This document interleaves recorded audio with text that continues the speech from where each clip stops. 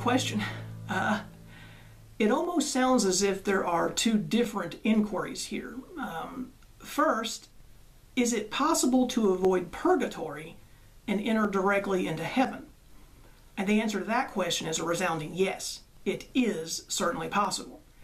If you are a baptized Christian and die in a state of grace with no mortal sin on your soul and no venial sin left unforgiven, and you have no, I want to say, residual attachments to the flesh, no clinging on to petty jealousies or sensual rewards of the physical world, then absolutely, one can die and experience their particular judgment and enter into the celestial kingdom of God instantly.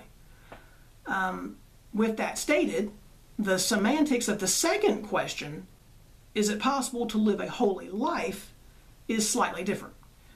Again, I would say yes, it is possible, but it is rare and it's a difficult task to complete, to live a life and not fall into even some type of minor sin. However, that doesn't mean it can't be done. The key to accomplishing this, I would say, is twofold. One, you would have to devote your life to the sacraments and the liturgy. You must make a habit of receiving the sacrament of penance, reconciliation, assisting in the Holy Mass almost daily, receiving Holy Communion as often as possible, hours of daily contemplative prayer before the Holy Eucharist.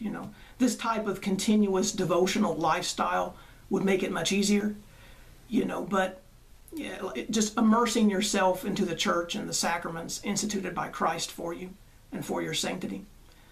However, in our workaday world of the flesh, it's often very difficult to do those things. With work and family and little ones to raise, people are often hard-pressed to conduct a life that's that full of the sacraments. Number two, the second key, parallel to the first, and this would be my advice for someone who is really serious and determined to live a holy existence, would be to consider a monastic life. If you notice, a large number of saints are members of the clergy, or cloistered nuns, monks, and religious who have taken vows of obedience and chastity and poverty.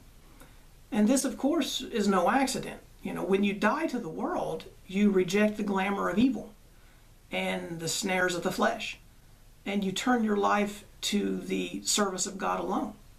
Well, when you do that, the likelihood of achieving the goal of a holy existence, probably quadruples. Still not easy, but your chances are far greater. Living as a monastic, you, at least as much as possible, cut yourself off from the tidal wave of images and temptations that are littered throughout our modern day secular, over-sexualized culture that views modesty and chastity and frugalness as worthless words and ideals. When you get up in the morning and every activity of your day is geared toward God, and every image you see and every sound you hear is a reminder of God, then it's much easier to direct your life to the service of the divine.